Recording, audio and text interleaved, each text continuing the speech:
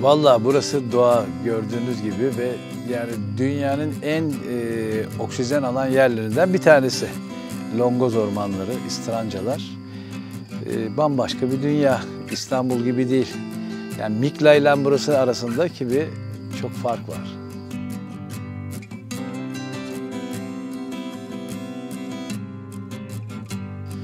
Şimdi karşılaştırdığım zaman şöyle bir durum var.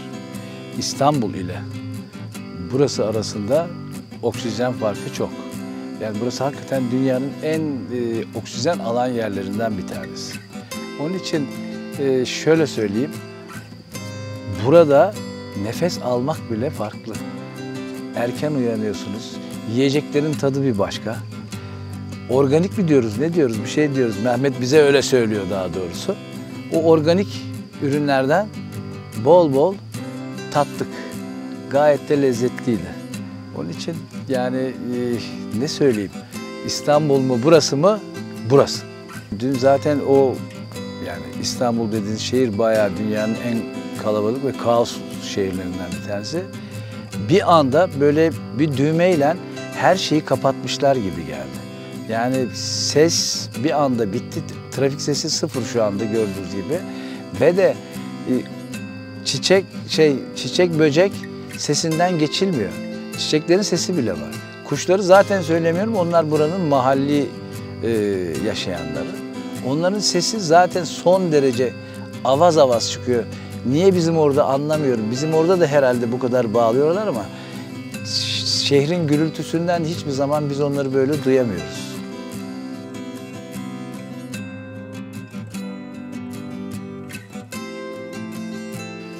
Konteyner deneyimim, eskiden beri konteyner özentim var.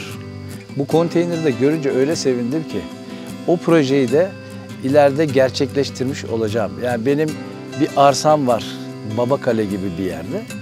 O arsanın üzerine mutlaka böyle bir şey yapmam daha da gerçek bir şeye oturdu. Yani görünce tamamdır dedim. Bu benim evimdir dedim. Yani çok hoş. İyi de yapılmış.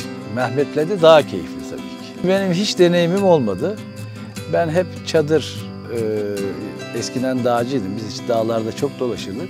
Tabii ki dağları da iyi bilirim. Hep çadır hayatı yaşadık ama bu bizim çadırın artık böyle bir lüks hale gelmiş şekli. Tabii ki ev gibi değil ama bence evden iyi. Ben evden daha beğeniyorum bu tür aktiviteleri, bu tür yapıları, alternatif yapıları.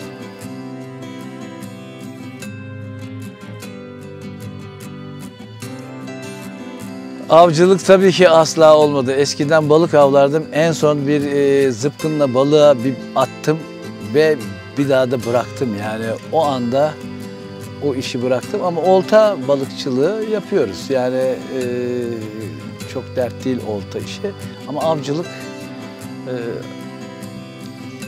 hiçbir şey bulamıyorsam tabii avlayabilirim. Yani o kafayı da biliyorum ama yani şu anda böyle bir avcılık şeyi düşünmüyorum yani. İçim acıyor.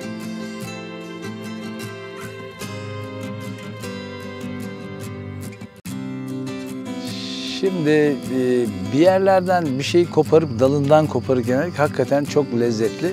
Biz eskiden küçüklüğümüzde de mahallelerde bahçelere girer dalından koparırdık zaten. Öyle beslenirdik.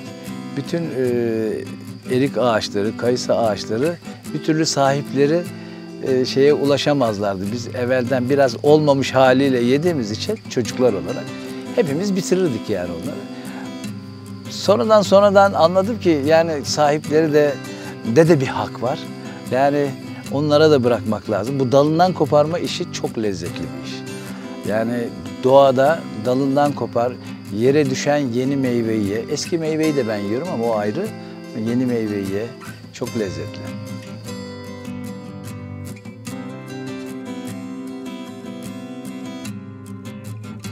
Mehmet gençliğinden, ufaklığından demeyeyim ama gençliğinden tanıyorum. Yeni İstanbul'a geldiği zamanlarda ablası bir dergide çalışıyordu. O dergiden dolayı da Mehmet'i çekmek icap etti. İlk öyle başladı arkadaşlığımız. Sonra Kemal Terapi'de beraber yarıştık. Yani yarış arkadaşımız oldu. Ondan sonra arkadaşlığımız hanımım da İsveçli olduğu için onlarda da bir İsveçli kanı, bir Kuzeyli kanı olduğu için devam etti.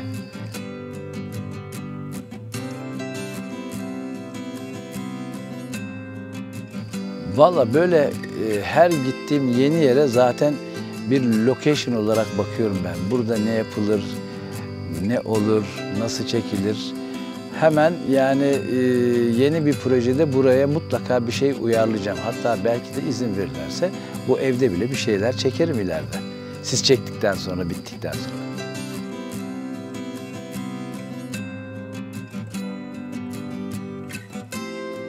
Şimdi kemoterapi'de böyle elemeleri aşıyorsunuz. Tabii ben oradaki en olgun, ihtiyar demeyeyim de olgun yarışçı olarak, son giren yarışçı olarak başladım. 100'den 40'a düştük beraber Mehmet'le. 40'tan 20'ye düştük. 20 kampı eksi 20'de Bolu'nun Bulu Dağları'nda yapılıyor. Orada herkes buz gibi. Ben de dağcılıktan kalma tabii şey olduğu için alışığız biz soğuklara. Bütün kamp gece 3'te soğuktan kalkmış. Kalkmış ama hepsi ayakta yani. Bir tek ben yatıyorum, uyuyorum. Ne oldu falan dedim. Niye kalktınız? Bunlar üşüyorlar böyle ayakta hopluyorlar, zıplıyorlar falan. Eksi 19 falan tahmin ediyorum. Ondan sonra ben dedim ki bari gideyim de şu ateşi canlandırayım. Sonra ateşe bir şeyler attım. Biraz ateş büyümeye başladı. Herkes ateşe dolmaya başladı. Ondan sonra ben bir hikaye anlattım. İşte yavru ayı babasına sormuş. Baba demiş sen kutup ayısınız. Evet oğlum demiş. Peki demiş benim annem o da kutup ayısı. Peki benim dedem, babaannem onlar da. Niye soruyorsun evladım? Donuyorum amına koyayım baba demiş. Burayı kesiyorsun.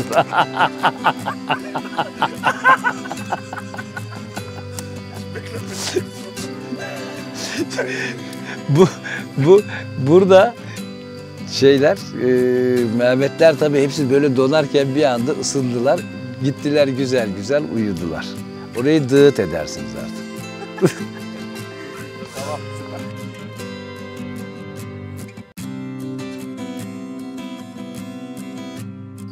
Valla yani hepimizin gördüğü kadarıyla Mehmet zaten işini çok severek yapıyor. Severek yaptığı için de yani sevdiği yerlere gidiyor ve o sevgiyi de o topraktan, doğadan, her yerden alıyor. Bütün işi sevenlerin kalbi de öyle zaten. Yani bir işi iyi yaparsın ayrı ama içine de hakikaten biraz kendi içinden bir kendi sevginden böyle hani çok beylik olacak ama hakikaten böyle bir şey var. Kendi sevgini koyduğun zaman da onun tadı bir farklı oluyor. Çekimler, benim çekimler, Mehmet'in şeyleri, yemekleri yani aynı malzemeleri herkes kullanıyor ama orada bir ufak tat var. O da yaptığı ufak şeylerin sonucunda geldiği, burada baktığı, gördüğü, doğada hissettiği onların hepsini ufak ufak koyduğunuz zaman zaten öyle lezzete erişiliyor yani.